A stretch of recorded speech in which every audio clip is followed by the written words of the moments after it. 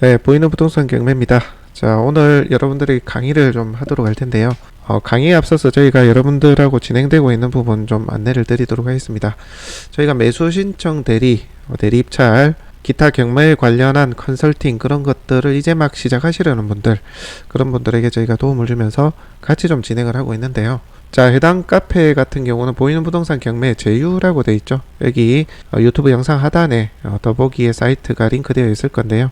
자, 여기서는 여러분들 이제 매수 대리업이라든지 컨설팅, MPL도 그렇고요. 관련한 업무를 진행하고자 하는 분들하고 저희가 제휴를 해서 여러분들이 경매 시장, 매수 대리 시장, 컨설팅 시장에 안착할 수 있도록 저희가 도움을 드립니다. 그리고 저희도 여러분들한테 일정 부분 도움을 얻는 방식으로 해서 상호 윈윈할 수 있는 방향으로 진행을 하고 있습니다. 당연히 저희도 여러분도 비용 지불 같은 거 없습니다. 서로 도움을 주고받는 상황으로 진행하기 때문에 모두에게 유익한 그런 시스템이라고 볼 수가 있겠는데요. 자, 이 내용에 대해서 좀 궁금하신 분들은요, 보이는 부동산 경매 제휴 네이버 카페에 영상 하단에 있으니까요, 들어오셔서 자, 여기 공지 안내 매수 대리 있거든요. 자, 여기 매수 대리 명도 경매 관련 협업 안내가 있습니다. 여기 보시면 어떤 형태로 진행이 되는지 가늠을 하실 수가 있을 겁니다. 여러분들이 이제 대리 입찰이라든지 또 낙찰 후에 명도 과정, 기타 컨설팅과 관련된 부분, 그리고 MPL까지 실무를 접하시기가 좀 어려운 분들이 많으실 거예요. 그래서 그런 강의를 듣고 하시는 분들도 있는데 저희는 실제 그 현업에 있습니다. 계속 진행을 해왔고요. 그런 저희의 노하우와 경험, 그리고 마케팅, 그런 것들을 여러분들에게 이식을 시켜드리고 여러분들이 경매 시장에서 안착할 수 있도록 도움을 드리는 방식으로 진행을 합니다. 거듭 말씀드리지만 어떤 비용도 없습니다. 여러분들이 경매 관련 채널, 유튜브 채널이 성장하도록 돕는 일을 하고요. 그 다음에 여러분들의 영상 컨텐츠를 일부 저희도 저희 사이트에 이제 가져와서 같이 이제 공유를 하는 거죠. 물론 쌍방 다 서로 홍보가 되기 때문에 서로에게 유익한 부분입니다. 관심 있으신 분들은 보셔서 참고를 하시면 되겠고요. 자, 이 카페는 저희가 매주 저희가 온라인 교육, 미팅, 강의 그런 거 합니다. 그리고 수시로 저희가 필요한 부분 강의도 업로드를 하고요. 저희 경험이라든지 그런 것들도 차곡차곡 여기 강의로 좀 담도록 합니다. 그리고 실무 부분도 서로 묻고 답할 수 있고, 또 필요에 따라서는 저희가 현장을 가서 특히나 인도, 그 다음에 명도, 법원의 어떤 관련, 집행 관련 일들, 그리고 매수 대리 관련한 매수자 컨택, 홍보 이런 것들을 저희가 해왔던 방식을 이식시킬 수 있도록 저희가 그렇게 서포트하고 있으니까요. 많은 관심을 바랍니다.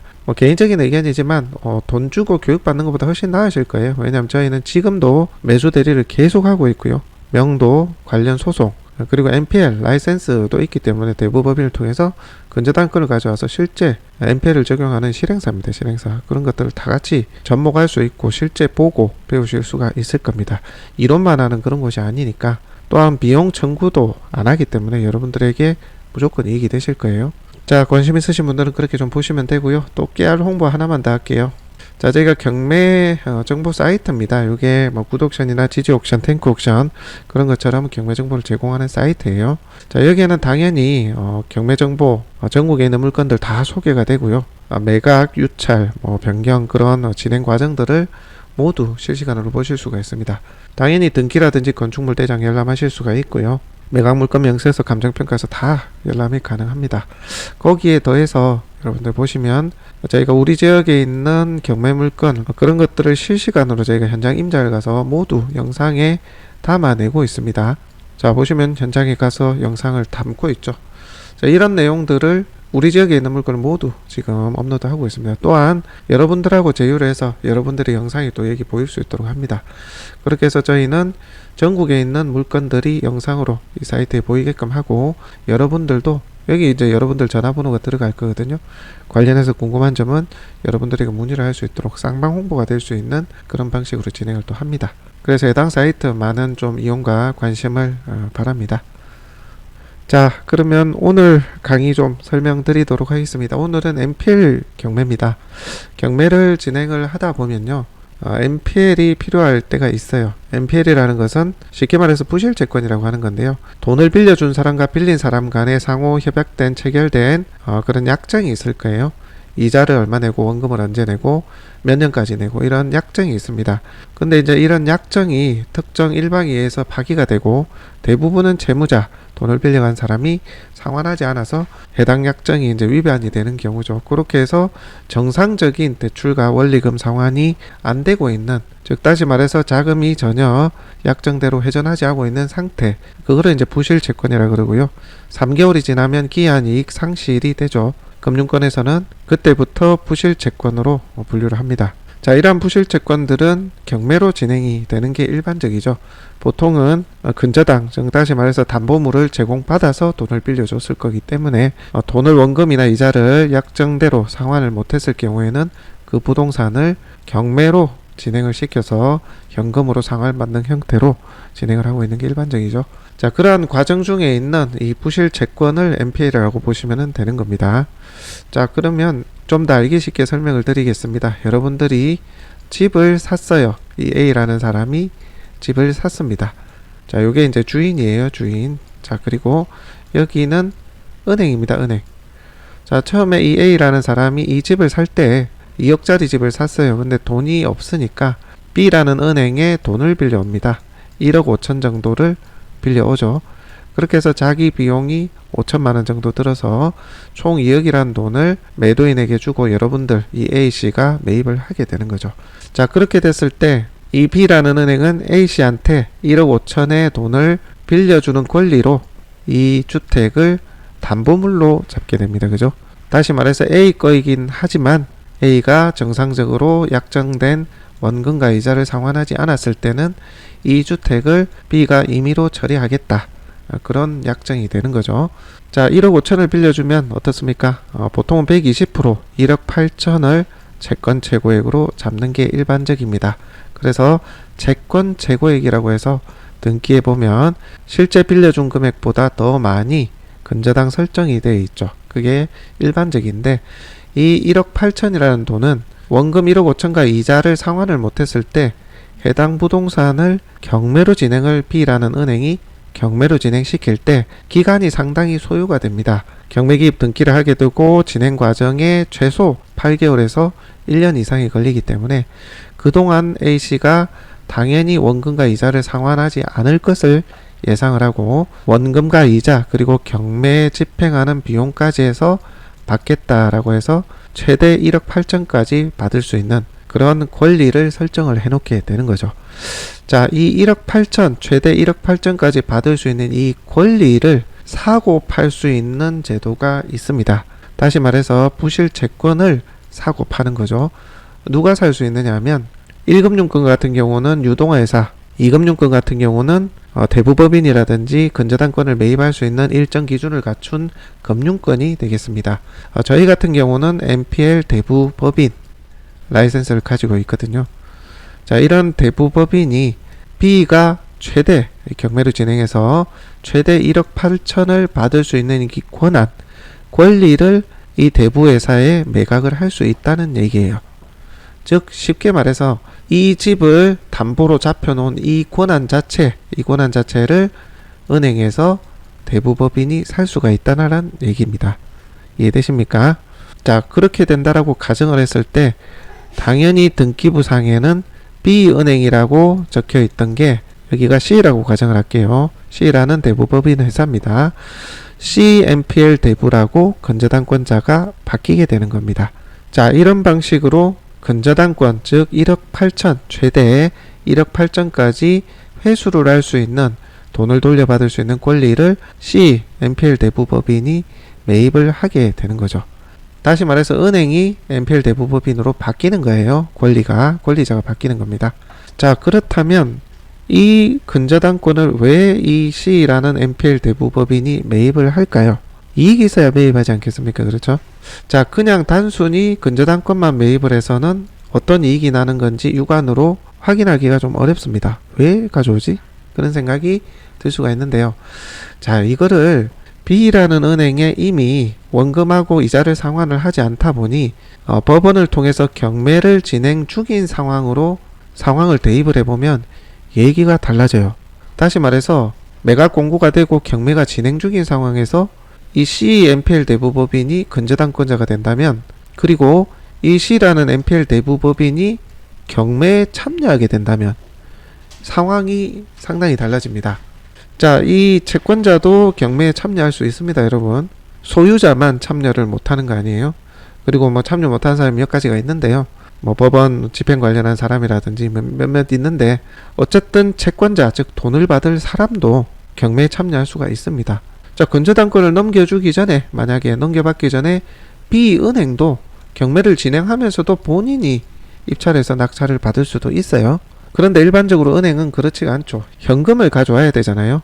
부동산을 매입하는 게 아니라 은행은 유동화를 시켜야 되는 겁니다. 이 부동산의 가치를 가지고 돈을 빌려주고 이자놀이를 했는데, 문제가 되면 이 담보로 잡은 이것을 다시 경매로 진행해서 돈을 가져오는, 돈으로 바꿔오는 그런 방식을 은행이 취하고 있기 때문에 돈을 가져야 돈을 또 빌려줄 거 아니에요. 그래서 B라는 은행은 채권자이면서 경매에 참여할 수 있지만 참여를 안 하는 거고요. 저희는 얘기가 좀 다를 수가 있죠.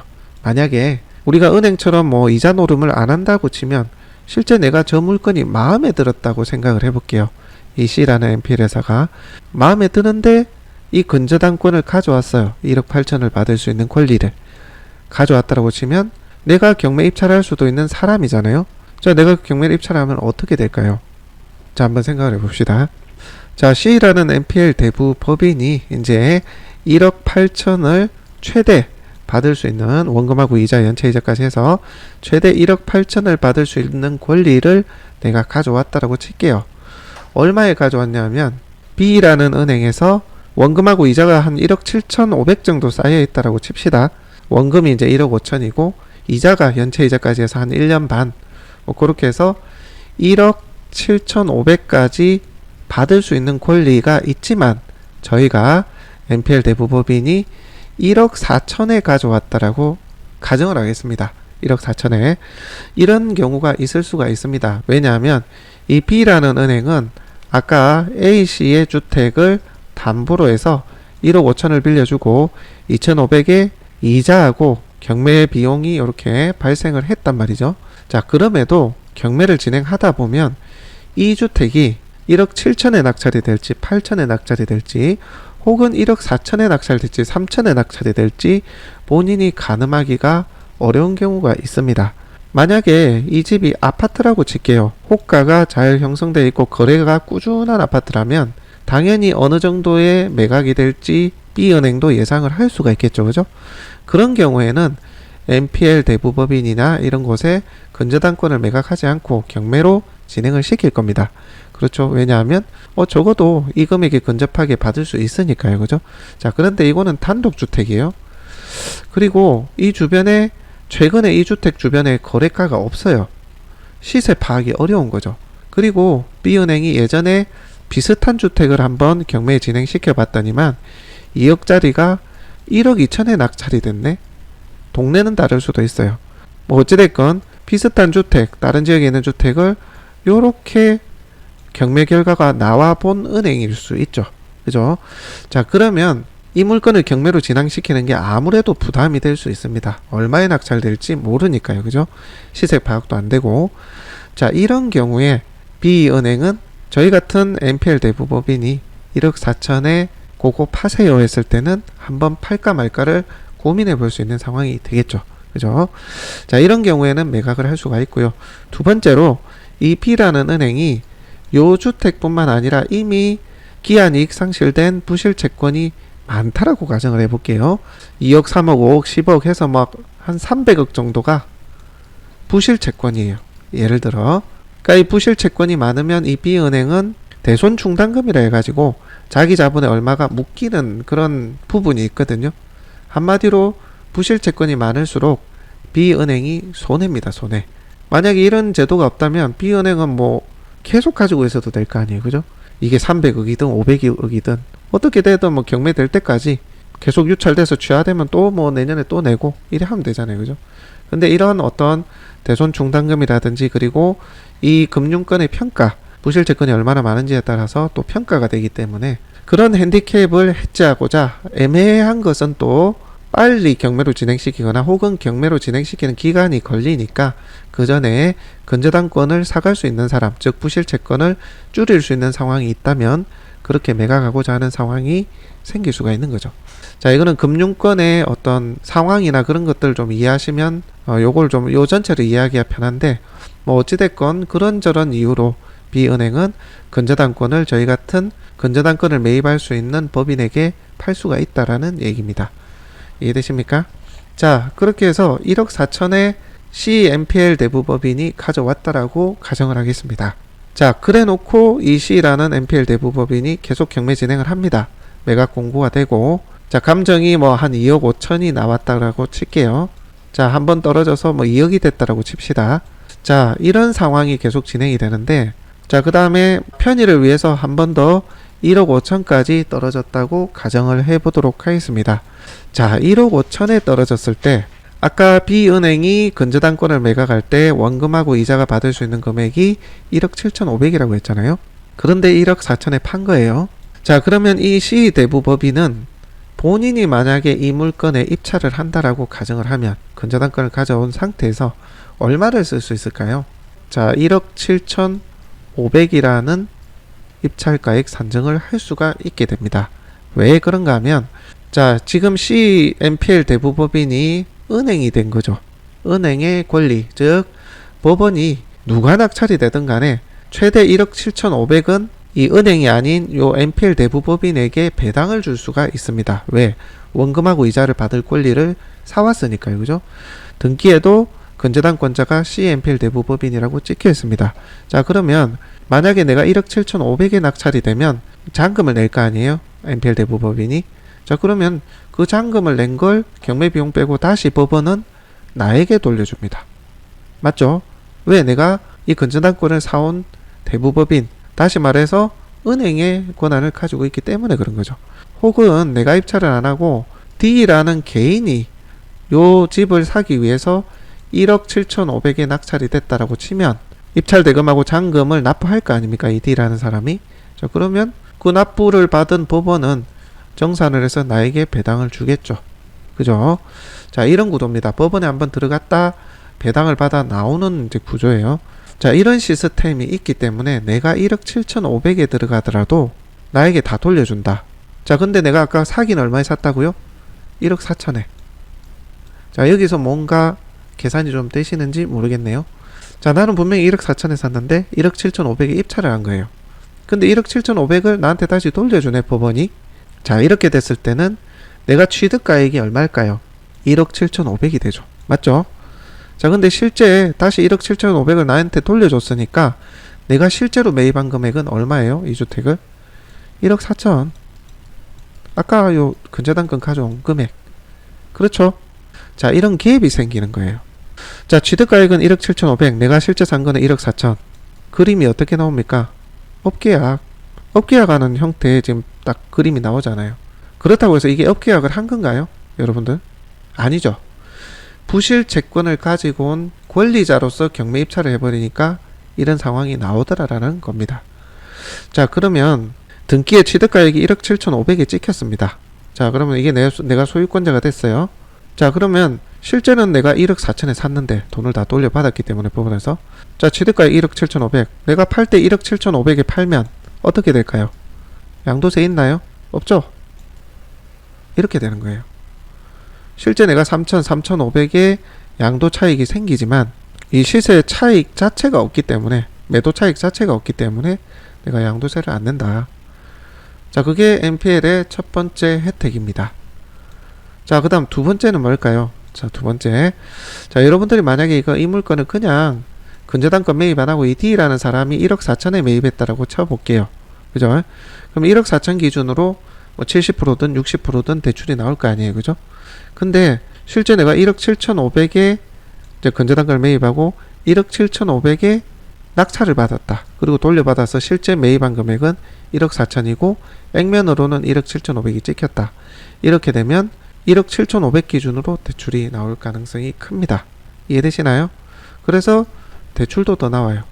요 갭 차이가 더 크면 클수록 실제 내가 가져오는 금액, 이 금액 전체가 대출로 나오는 경우도 있습니다. 다시 말해 취득가액이 높이 잡혔기 때문에 실제 내가 매입한 금액보다 대출이 취득가액 기준으로 나와서 실제 내가 매입한 금액 전체를 제 대출을 다 받는 경우가 생긴다. 어떤 경우는 대출이 더 나오기도 해요. 만약에 쓸 수 있는 금액이 2억이라고 칠게요. 1억 4천에 가져왔는데 이렇게 되면 뭐 60%든 70%든 계산해서 더 나오는 경우가 생기는 거죠. 이게 NPL의 두 번째 힘이고요. 자, 세 번째는 자 1억 4천에 가져왔습니다. 자, 그죠? 자, 1억 5천에까지도 만약에 입찰자가 없었다고 가정을 할게요. 아니면 이쯤 1억 5천쯤에서 막 고민하는 사람이 있다라고 칠게요. 1억 5천을 쓸까? 한 번 더 기다릴까? 1억 5천까지 떨어졌다고 가정하는 거예요. 한 번 더 기다리면 좋겠는데 내가 투자를 하니까 이런 고민들을 할 거 아니에요. 그럼 1억 5천을 쓸까? 1억 5천 5백을 쓸까? 1억 5천 7백을 쓸까? 6천 이런 고민들을 한다는 거죠. 근데 근저당권을 매입해서 입찰을 들어가는 이 사람은 얼마 쓸 수 있죠? 1억 7천 5백. 왜? 원금하고 이자 합해서 내가 법원이 배당 주는 금액이 1억 7천 5백인 계산이 되어 있으니까요. 그래서 묻지도 따지지도 않고 1억 7천 5백이 들어갑니다. 자, 이렇게 됐을 때는 확정적 낙찰을 대부분 받습니다. 부실채권을 매입해서 근저당권자가 돼서 근저당권자의 권리로 들어가게 되면 입찰할 수 있는 금액이 상당히 높다. 대부분 그래요. 그렇기 때문에 남들은 뭐 얼마 쓸까 고민할 때 나는 훨씬 높은 금액으로 확정적 낙찰을 받을 수 있다. 이게 세 번째 혜택입니다. 자, 정리를 좀 하겠습니다. 자, NPL을 통해서 경매를 진행하는 건 여러 가지 혜택들이 있기 때문인데요. 첫 번째는 양도세 절감입니다. 양도세. 자, 두 번째는 아까 뭐라고 말씀드렸죠? 대출. 물론 요즘은 DSR이라든지 여러 가지를 좀 따지긴 합니다만 많이 떨어진 물건 같은 경우에는 여전히 얼마에 낙찰이 되느냐를 보기 때문에 대출에 있어서 유리하다.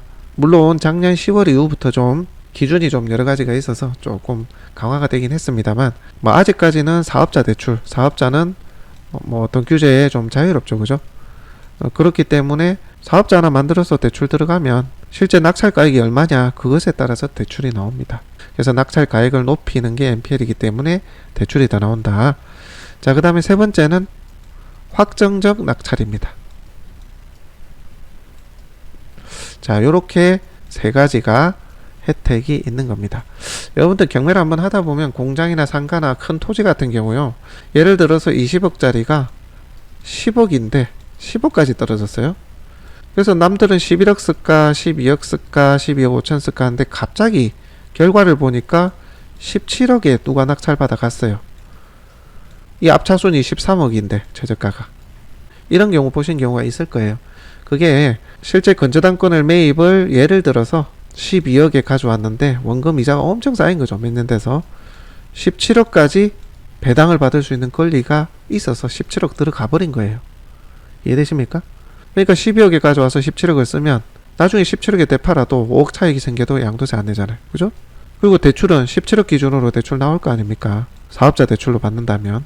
자, 그리고 마찬가지 10억까지 떨어졌는데 남들은 11억 12억 쓸까 고민하는데 나는 17억 들어가는 거예요. 어차피 원금하고 이자 합해보니까 17억까지는 법원에서 근저당권자에게 배당을 주더라. 확정적 낙찰. 이해되십니까? 이게 NPL의 세 가지 장점이 되는 겁니다. 자, 이러한 NPL의 장점들을 여러분들 경매를 진행하다 보면 꼭 적용을 해야 유리한 거, 적용을 하면 좋은 것들이 보입니다. 그런 것들을 컨설팅 할 때 활용을 하실 수가 있는 거죠. 이건 NPL로 적용을 해서 이렇게 들어갈 수 있는 부분이 있으니까 그렇게 같이 한번 진행해 보시는 건 어떻습니까? 자, 진행을 했을 때 이런 혜택들이 있기 때문에 무조건 이익이다. 손해볼 게 없으니까 한번 해볼만 하다. 그렇게 컨설팅을 진행할 수 있는 거죠. 자, 이런 경우에는 금액이 클수록 적용하기가 훨씬 좋습니다. 땅이나 공장이나 상가나 아파트 이런 거는 이렇게 안 돼요. 근저당권을 넘겨주지 않을 테니까 항상 낙찰 고점이 있으니까 그런 거는 힘들고 금액이 좀 크거나 아리까리한 거 있잖아요. 그런 것들 근저당권을 매입을 할 수가 있다. 그렇게 해서 여러분들이 컨설팅을 하실 수가 있는 겁니다. 자, 이 NPL을 조금만 알면 그것을 응용해서 파생되는 수익들도 꽤나 많아요. 잘만 이용을 하면.